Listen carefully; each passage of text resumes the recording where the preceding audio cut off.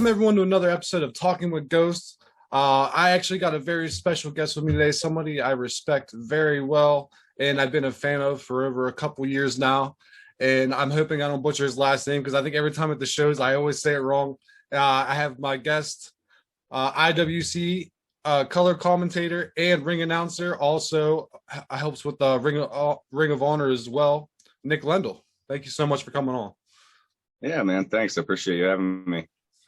Well, I want to appreciate you again. I mean, I know you're a father and you have so many other better things to do, and to take a little bit of time to talk to a small guy like me is awesome. So for the people who may not know you, can you give a little bit of a background on yourself? Obviously, I know you because I've been following you forever, but for some people who may not. Yeah, my name's Nick Lendl. I'm a ring announcer, color commentator with IWC here in Pittsburgh. And then I'm also a ring announcer for Ring of Honor Wrestling, which is on Fox every weekend. So check it out. Which is super exciting too, because realistically, there's a time where no one really can even watch Ring of Honor on live TV. I think the one time I seen it was like 11 or 12 o'clock on like channel 22 or whatever, and it was disappointing, especially for how much good wrestling was going on in Ring of Honor. Obviously, that's how I first met you. Fun story.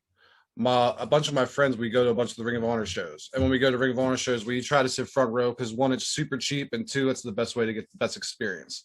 And that's actually how we ran into you. Is I think I don't know what happened. I think someone threw something at you in the show, and I think we were like, "What the hell?" The guy's just sitting there. Then you actually like had a conversation with us after that. Then after that, I was like, "I'm a fan for life. This is just a genuine dude who just likes to interact with the fans and who's one for wrestling, basically." That's really cool.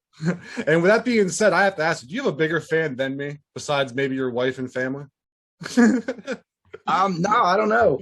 You're definitely one of the top fans. I appreciate it. You're always commenting on my posts and sharing all my stuff. So yeah, I definitely appreciate the support. And I definitely try to keep up with your spotlights as well, which were awesome. Sadly, you haven't done them in a while. I'm hoping to see those come back at some point because those were really cool. I think I was actually just watching the one with Julie Lynn, I believe, just a little bit ago, just catching up. Yeah, we did a few of those over the pandemic. We were just trying to get some new content out because we do have the IWC network, and Yes. From March last year up until June, I believe, or maybe July, we didn't have we weren't running any events. We didn't have any new content to put out. So that was an idea we put together, myself, Xander Gabriel, Jack Pollock. We had a couple of web shows, and they did have a very positive reviews. So I can safely say I was a part of every single one of them. Like you guys were, I get you guys were working with your backs against the wall a little bit during this pandemic and all that, and how you guys came over that by doing these little web shows, just trying to keep all your fans involved and keeping them still entertained some way, somehow, even though you were just at home. It was awesome to see, and it was a real inspiration, to be honest. Oh, cool. Yeah, they were fun. Yeah, Mr. Plummer and all you guys at the IWC really know what the hell you're doing. And I mean, again, being a Pittsburgh kid, it's really good to see, and I try to support as much as I can. I love it, man. I really do. And now that I got my ego thing out of the way to figure out if I was the biggest fan of yours or not. So I want to dive a little bit more into you as being a fan of the wrestling industry. So who was someone that got you into wrestling when you were younger to maybe push you to what you're doing today, or just put you in the direction of wrestling industry is where I want to be? Well, when I was I think it was the second or third grade, probably second grade. This is the 90s. Stone Cold Steve Austin, The Undertaker, D-Generation X. They were the big thing.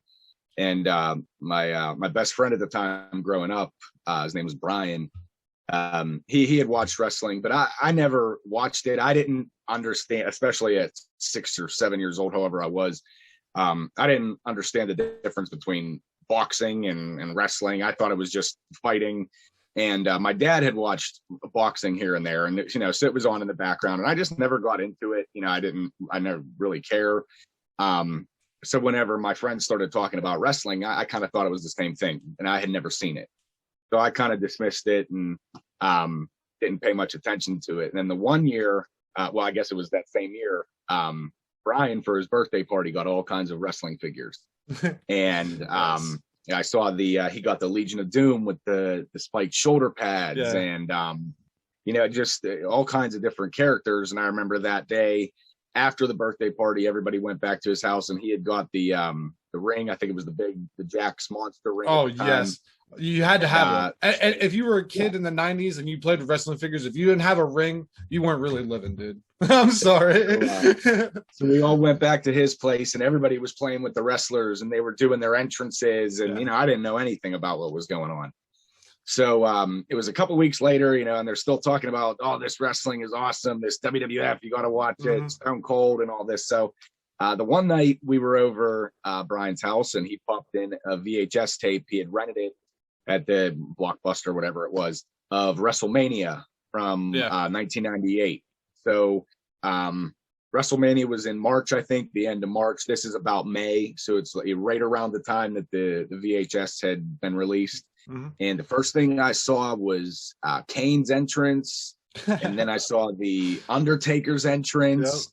Yep. And then I just thought, wow, like this isn't like boxing. Like this is a show, this is entertaining, and I knew that when I was 7 years old. Yes. So we had watched the rest of the WrestleMania event, and the main event that year, Stone Cold beats Shawn Michaels, and that's where the championship reign of Austin starts. And then really right after that, Austin versus McMahon started. Yeah. And it just so happened that night that I was over there watching the WrestleMania VHS was a Monday night. And whenever it was time for my mom or dad, whoever it was, to pick me up and take me home, Brian said, hey, tonight at 9:00 on USA, WWF's on, you should watch it. Yeah. And it's crazy that I remember the time frame of this. You never forget your first. That's what I always say. Like I have a very similar story than you. When I was a kid, so I was maybe 5 or 6 when I got into wrestling. Okay. How I got into it, my parents actually had all my aunts my uncles and their friends would come over to our house, and they put this on, and I'm like, well, what is this? Just some guys just like rolling around, and then you literally get caught up in the spectacle of it. And you watch these dudes do these like crazy acrobatic things with their bodies, how they slam each other, and how they're doing it all very safe, which I didn't learn about until later on in life, of course, because I was a little kid. But like you said, it's all in like the character, and like when you said Kane, like that was one of the things that really gravitated me towards Kane was his entrance, because you're like, first you got this big mass dude, big jacked, really neat outfit, something different that you've never seen, because you're so used to seeing The Rock, Stone Cold, Bret Hart. I was a big Razor Ramon fan, but like I'm used to seeing those guys who are just portraying like an actual person. This guy was portraying like almost like a demon in itself, and it was interesting to see that kind of be. Well, a demon, I say, but like a big red machine, I guess we can kind of say now, on your TV screen at such a young age, and how impactful that was. So I understand that 100%. And I want to get back to the toys thing a little bit. So I had a big ring like that myself, but did you have the Titantron that played the music when they came out though? Oh yeah. Yep.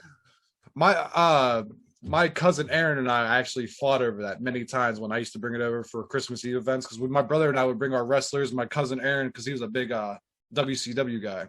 Okay. He would bring his WCW guys. My brother and I would bring our WWF guys.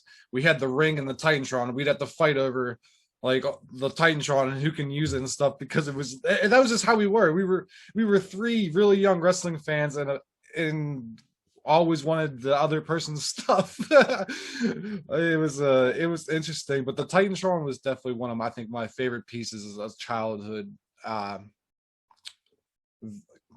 can I say, action figure collector, I guess I can say, as a kid. And it was different at the time. Oh, it was before its time too.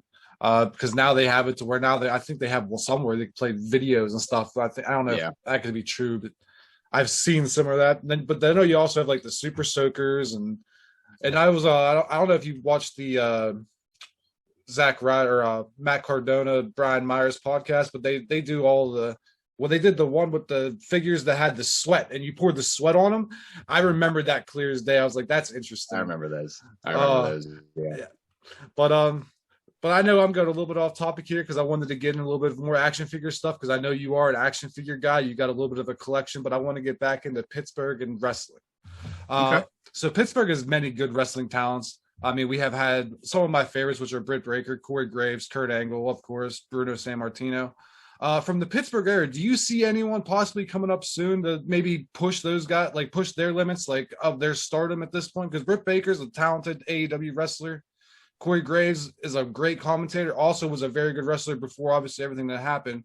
And then we obviously know Kurt Angle and Bruno Sammartino. But do you see anyone else that could possibly take that leap to be just like those greats around here in Pittsburgh? Yeah, there's obviously a few guys, and you have to look at it, a couple different ways.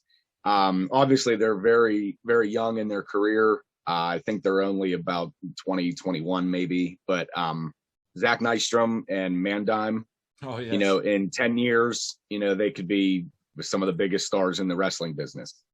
They're just way ahead of their time on the history of the business and just the way they are in the ring. And, I noticed this the first time that Zach Nystrom came through the curtain when he had turned his back on Spencer, I believe it was, and he joined Team Big League.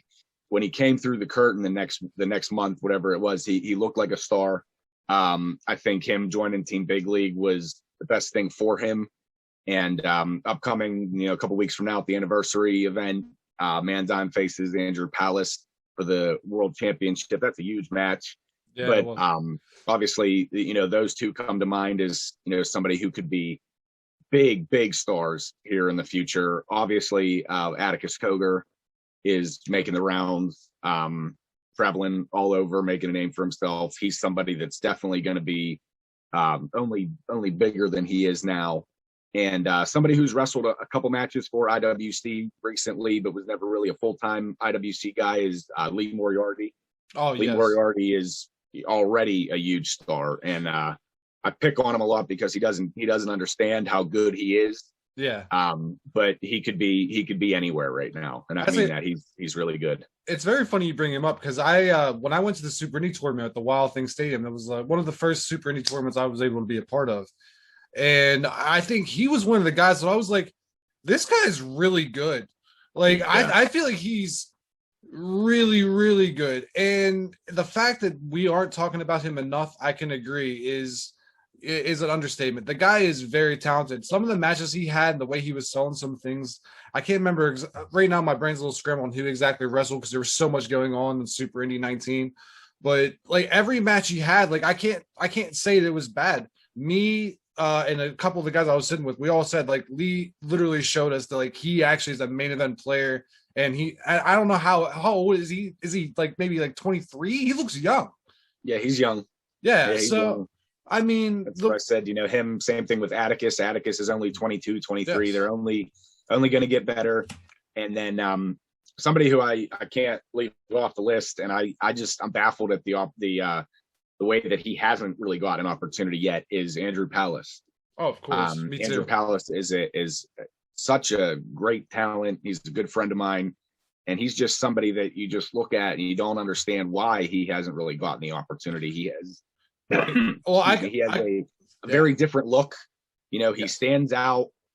He's great in the ring. He has good size. He has good look.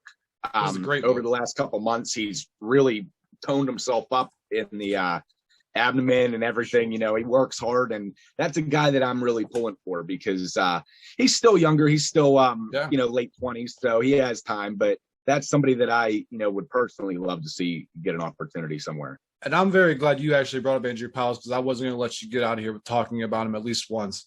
Because I am, as well as a huge Andrew Palace fan. Whenever, I think the first IWC show I went to was the night I met Scott Hall. And that was the night I became a fan of IWC. It was the same night. I got to meet my favorite wrestler and watch great wrestling the whole night.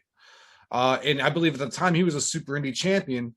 And I want to say he was facing Tatanka that night, but I could be wrong. He faced somebody. No, because Tonka was late that show. But he wrestled somebody. But that was like my first experience of the Tasmanian Devil.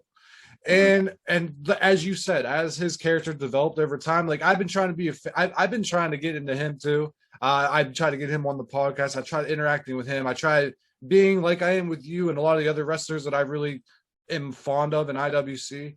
And he is somebody that I am actually, like you said, baffled that he hasn't had an opportunity somewhere else, because he is what he says his gimmick is. He's fun. Yep. He's the all-around most fun person to be part of. Even when I met him, like I was meeting him, he was talking so fast, I didn't know what was going on. I couldn't even let my brain comprehend. I just was like, I just love the whole idea of Andrew Palace as a whole, and agree. I hope something comes of his career in the future. And I think being IWC champion is just a step in the right direction. Two-time IWC champ, correct? So I don't know. We'll see where it goes, but I agree. He should definitely see a bigger future, and I only see it happening for him as well, because again, he's also still young.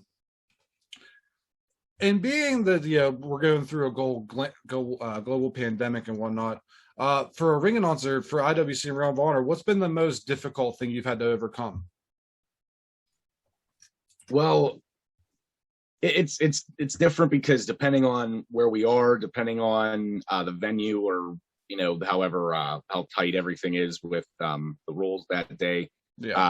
Sometimes I don't like it. You said you were at the Super Indie event at the Wild Thing Stadium. I stood outside of the ring to do the introductions, which was weird because you're usually in the middle of the ring. Same thing with the Brownsville drive-in shows that we did a few of. I did commentary, but when I ring announced, I would stay at the commentary booth. I didn't get in the ring. For Ring of Honor, I'm wearing my mask 24/7 unless I'm talking on the microphone.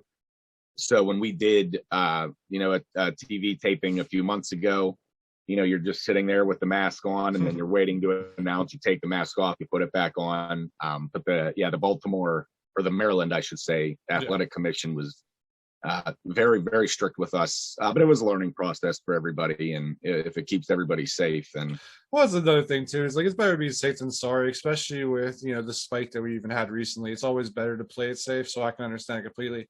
I worked in retail for a long period of time, so having to wear a mask for 8 hours a day, trust me, I understand it sucked.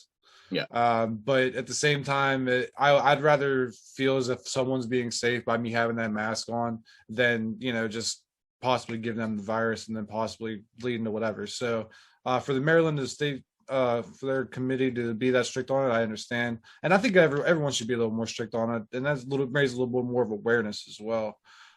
So being that you were also in the Ring of Honor bubble, is there someone you spent a lot of time with, or were you guys separated a lot just for safety's sake? Well, once we got there, everybody had their own room. Usually you share a room with somebody. There's usually two people in a room.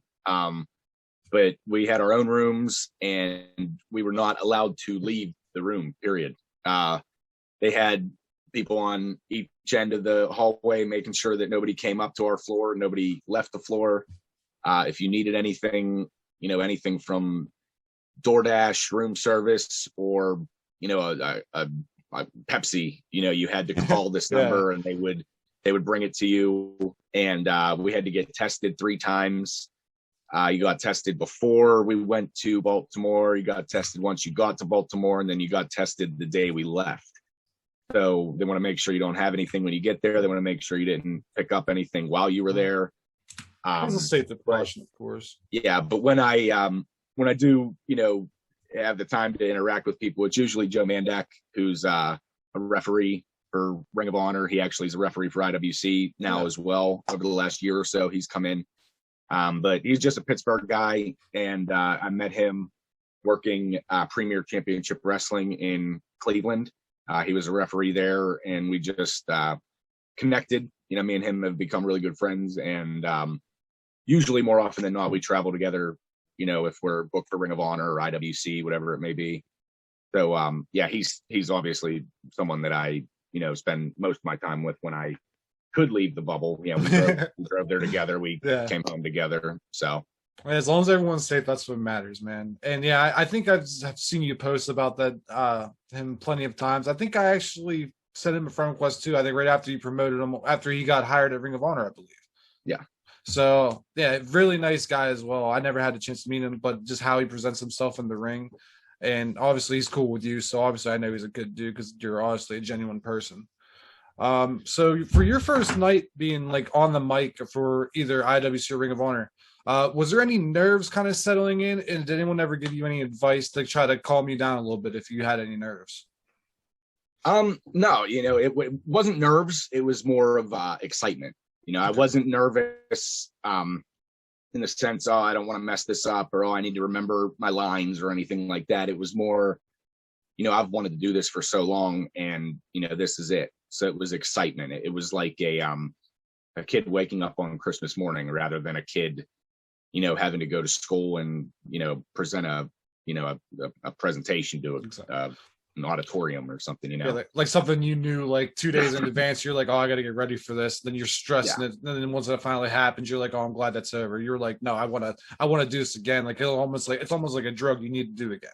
Almost. Well, it was for IWC at least. It was almost like a okay, finally, this is what I want type thing. Because when I got brought into IWC, I had talked about being a ring announcer, and they brought me on, and I had talked to Justin Plummer, and a couple days before the first show I was going to work, they had lost a color commentator, I believe, or not a color commentator, a play-by-play guy. Joe Dombrowski was booked.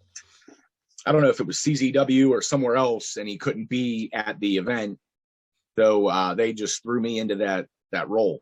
And this is the first time I had ever met anybody on the IWC roster. This is the first time I had met Farnsworth, who was my partner at the time, and just thrown in. So I did commentary for that show. The next event I did commentary, and then I think it was, and I was doing backstage interviews as well, which was really cool because the first event I really got to do backstage interviews for was the Night of the Superstars event in Meadville. So I did backstage interviews with Shelton Benjamin and oh wow, it's funny. Yeah, I think this is the same event that was my first one. Yeah, it was Razor Ramon to talk. Yeah, I believe that. That's the event you're talking about. That is so funny. So yeah, wow. The first interview I ever did was with Shelton Benjamin, because I believe he wrestled Darren De Niro that event. I could be wrong, but yeah. So just like that, it was so cool, because I watched Shelton Benjamin as a kid. Me too. To be on camera with him was a big deal, but at the same time, I really wanted to ring announce. And it was at that event, because I think there were so many matches. I think they had 11 or 12 matches that night, that I ring announced 3 or 4 matches. And ever since that day when I ring announced those 3 or 4 matches, I've been, the ring announcer. I split time a lot of times with Dave Kitch. Yeah. So me and him a lot of times rotate. Sometimes, like the last event a few weeks ago, IWC Kickoff, I was on commentary. Yes. So Dave announced the whole show. And that's another thing too, is that, I don't know what the situation is, especially with COVID. People not permitted to come to the building because of protocol, or people that just want to stay away because, they don't want to take a chance. It's left the commentary position very empty. And Joe Dombrowski's great. Dombrowski could 100% carry a show by himself, but it is easier to have a person with you to bounce off of. So the last couple months I have been thrown into that commentary role, which I don't prefer it, to be honest. I'd rather ring announce. Yeah, I understand that. But I'm happy to do whatever I can, because IWC was really the place that got me my start. Now, whatever Plummer needs, I'm happy to do for him. Well, that's the beautiful thing too. Like I think I know there was at one point in time where I could see myself color commentating, just because I just think it'd be kind of cool just to have that little niche under your belt. It's not something you want to do, but it's like cool to be like, hey, if anyone asks me, like, hey, I can do that. And actually, to add on to your funny story about Shelton Benjamin, I actually that was the first time I ever had a chance to meet Shelton Benjamin. I was super excited because, just like you, I was a big fan of the Gold Standard. I wasn't a big fan of American or America's Greatest Tag Team. I was a big fan of the Gold Standard persona of Shelton Benjamin. So when I got to meet him, I was telling him how much of a fan of him. And then I was like joking around because he seemed kind of cool. I was like, all right, we'll take this picture and I'll be like Charlie Hosh and you're Shelton Benjamin. He gave me a really weird look. He gave me a really weird look, and I still have the picture, and I look at the picture, and I think he was I don't know if he was agitated with me or just kind of was like, man, this dumb kid. but and that was also around the first time where I actually started meeting wrestlers for the first time as well. I got to meet him, so of course I was being that like fanboy almost, like, oh my God, this is so great to see. When I saw Razor Ramon, Scott Hall, honestly, like that was honestly one of the hardest things I ever did. Someone that was so influential to me when I watched wrestling as a kid, someone who I like loved their persona, who broke my heart when he went to WCW. And then, obviously, he had his falling out, and then now he's back on recovery. It was actually really neat. And I'll share a story with you about that night as well. I met Scott Hall, and I was asking about Cody Hall, his son. And it was actually ironic because I think I was reading something about him a couple days earlier that, I guess that night, I think when he had to leave early, I think something actually happened to Cody. He had to get on the first flight back to Japan. I think someone told me. And it was like, I was sad. That was like the first time I met him, and something happened to Cody literally maybe a couple hours after I just asked about him and told him how excited I was for his future. And then he had an injury and came down with it. But, it's still one of the greatest things that ever happened to me was going to IWC that night and meeting Scott Hall. And it just, because they know how you always say, like, when you meet your heroes, like, you don't want to meet your heroes because you never know how they're really going to be. I was so worried to meet Scott Hall because I knew of the past. And when I finally got to meet him, got to meet how general a person was, he actually wanted to sit there and talk with me. And his line was so big. I was like, look, dude, this line's too big. I can sit here and talk to you for hours, just kind of like I'm talking to you right now. But this line's never going to get shorter if I sit here any longer. So I got to get that out of here. Another thing I remember from that event is, and obviously this isn't something that anybody would know unless you were there. Scott Hall, the entire event, I think the event started with Scott Hall coming out and cutting a promo in the ring, welcoming everybody to the event type thing. And when Scott Hall went through the curtain and finished his promo, he pulled up a chair and sat at the curtain and watched the entire event. He watched everybody's match, critiqued them when they came through the curtain, and he didn't leave. He sat there and watched every match. And that's something that's so cool because obviously he doesn't have to do that. He could have came and got his payday and left. So that's just a little peek behind the curtain. But obviously you said, you get this feeling meeting Scott Hall, and, it's the same thing, when you're in the locker room and you're a part of it too, because you have to think to yourself, oh my God, that's Razor Ramon. And there's been so many, people that have come through the IWC locker room and Ring of Honor as well. My first couple months in Ring of Honor, I'm sitting there putting my tie on, and there's Cody Rhodes and there's the Young Bucks, and here comes Kenny Omega, and just name all my favorite wrestlers. Asking me about my wife, it's just weird, and you're talking to these people like they're just normal people, and then in the inside you're thinking wow, this is so surreal. And eventually that does settle down the more you're around those people, but you can't help but feel that way. And I feel like if you're sharing a locker room with a Razor Ramon or a Kevin Nash or a Kurt Angle, whoever it may be, and you don't get that fanboy feeling, then I don't think you belong in the locker room. It's one thing, it's one thing to go up and act like I'm an idiot and can I get a picture with you and can you sign this and can you do this? Because on one level you're supposed to be their peer now. You're not the fan anymore, you're their peer. You're sharing the locker room, and obviously they're a much bigger star than you and they made a lot more money than you or whatever the deal may be. But I've had no issue with somebody saying, oh my God, that's Chris Jericho. But then whenever you go up and tell them about, I saw this match with you and I did this with you and I did this with you, then it's like, maybe you should be on the other side of this. Yeah, exactly. You know what I mean? Exactly. So it's as much as you want to be a fanboy, you got to remember to be professional too. You got to remember your place. Yeah, exactly. That's where I'm in the process trying to get that all still figured out too. But like you said, it takes time because you're getting into this thing where I'm interacting with wrestlers every once in a while, especially IWC guys, and it's great because I've been following you guys for so long now.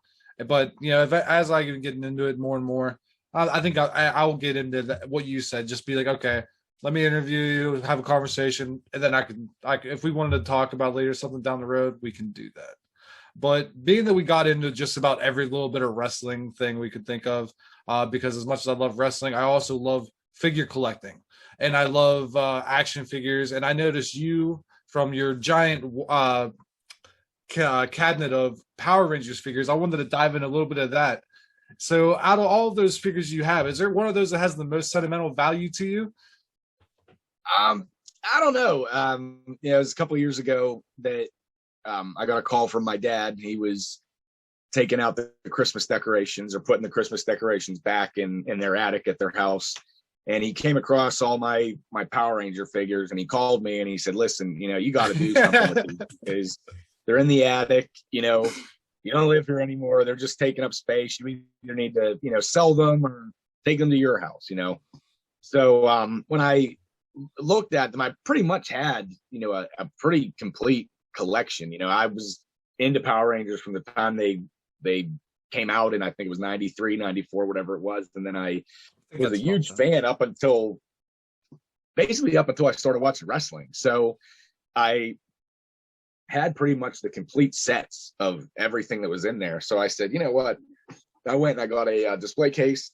I didn't tell my wife about it until it was up.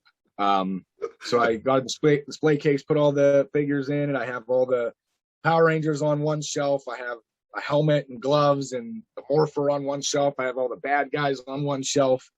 And so that's it that at our house. But I do have all my wrestling figures still at my parents' house because I just don't have anywhere in my house to put them right now. And I have almost an entire room in my parents' house covered with them that I started when I was little and just kept adding to.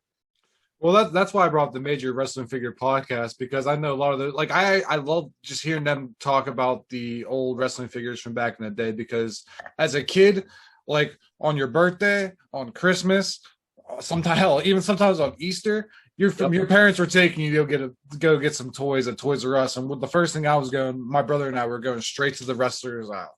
Yeah, we tried to build the best collection we can, because my brother and I, we would build shows I think my brother's 2 years younger than me, so at 10 he was 8. We're building full-on shows with people. We had belts, we had chairs, we had tables. I think at one point we had an elimination chamber. Like, it was like we took our fantasy booking very serious, to where now I do it now on SmackDown vs. Raw 2007 or 2008. But and so to find more people now realizing as an adult that it's not just me who has that feeling.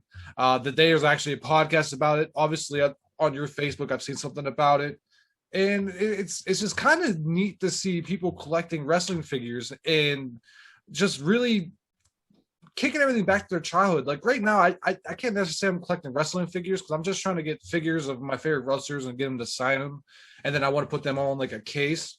Yeah, but I'm doing something like that with my PS2 games. So the PS2 was very influential to me as a kid. So I'm now buying all the PS2 games I played as a kid, and I'm trying to replay them as an adult, and just to see like what I missed out on as a kid. Because I think I was playing Def Jam Fight for New York, and I was playing it around, which is like a wrestling game that's all about the rappers. Yeah, and I love it to death. And I'm playing it now. I played it and I beat it maybe a couple months ago, and I was like, "This is a completely different this is a completely different world." Like even watching Indian in the Cupboard was a completely different world for me from a kid to an adult. So I can only imagine what some games are like. And it's like I said, it's great to see us. Like, I mean, you're not much older than me, let's be honest. And for people like us to talk about wrestling figures at anywhere from like 29 to 35, it's really awesome. Like, and it like I said, it brings you back to your child a little bit. That's why, like, as far as sentimental value figures I have, I think I had like an old Rock that was always the WWE champion no matter what happened. He could get beat up by 4 or 5 people. The Undertaker come out, Tombstone Pile Driver, no matter what, he's kicking out at 2 and he's finishing off with a rock bottom. Like there was not a time that my brother was, because we had to have 2 different belts, because my brother was a Stone Cold guy, I was a Rock guy, and we never had them clash because it never worked out well. And then it led into my brother and I getting in a fist fight, and then my parents having to come downstairs, and they had this battles upon each other, because that's how That's SmackDown vs. Raw. 2000, well, this was probably SmackDown vs. Raw 1999. I'm going to call it my Ian and Greg Bernardo right there. So let's get back onto the Power Rangers real quick. So, what was your favorite Power Rangers moment that made you become a fan, or is it just the idea of the Power Rangers in general, just being able to mega morph and having all these like really neat powers? I couldn't tell you what it was. I don't know. I can't remember. I can't remember what the first episode I saw was, and I can't remember the first toy I got or anything like that. I just always remember being into it. I was the White Power Ranger one year for Halloween, and yeah, I don't know. Yeah, I couldn't tell you. Like, it's really weird because as far as wrestling goes, I remember what it was that got me into wrestling and how I started watching wrestling. And I remember some of my, favorite wrestlers growing up and the whole deal, but like Power Rangers, it was just pretty much the whole thing, I guess. And those were really the Power Rangers and wrestling figures were really the only two collections that I ever really had. Yeah, that's like me with my PlayStation games and just random, like, I think I have a whole bunch of random like anime and video game statues, just like anything. Like, it's just whatever your niche is. Like, there's people out there who they like get criticized, like collectors, but like, there's people who out there are spending money on hurting themselves or hurting others. So if nerds like us or people like us who just like to collect things, if we're spending our money on that, then rather going out and buying drugs or putting harm to other people, I feel like we're doing just fine, and you guys should just stay in your own lane. You know what I mean? You gotta do what makes you happy. Let us be nerds, okay? I like it, okay? I've been telling people all my life, like, there is nothing wrong with being a nerd. I've been proud of it my entire life, and if you have an issue with it, well, obviously I'm better than you because I have no issues. Well, I'm gonna ask you real quick. Like, I don't know if you were much of a cartoon guy. Were you a big cartoon guy? I wanted to do. I want to ask just a little random question here that I had. It's just a little fun one. So if you had to choose a cartoon show between Nickelodeon or Cartoon Network, who was going to stay and who was going to go? Nickelodeon. I was always a Nickelodeon guy. I was never really a Cartoon Network guy. Really? So what was some of your favorite Nickelodeon shows? Were you into like the Double Dare, or did you like the actual like the cartoons? Because I was a huge like Legion of the Hidden Temple, or what was it called?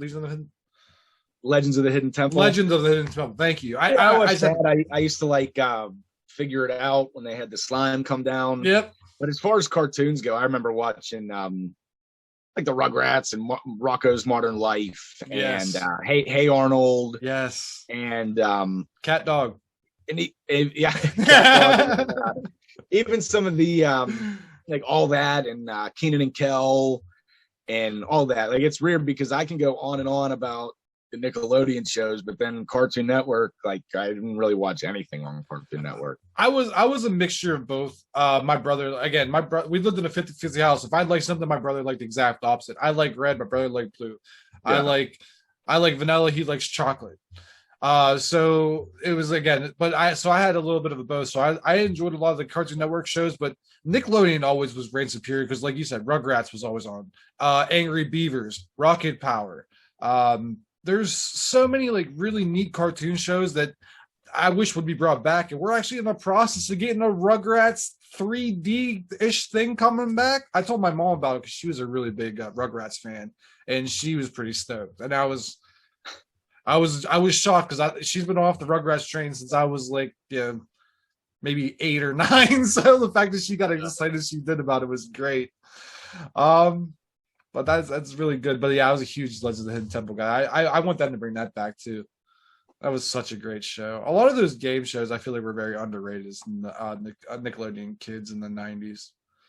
But I'm glad. I want to appreciate you for answering that because I didn't know how that was going to go.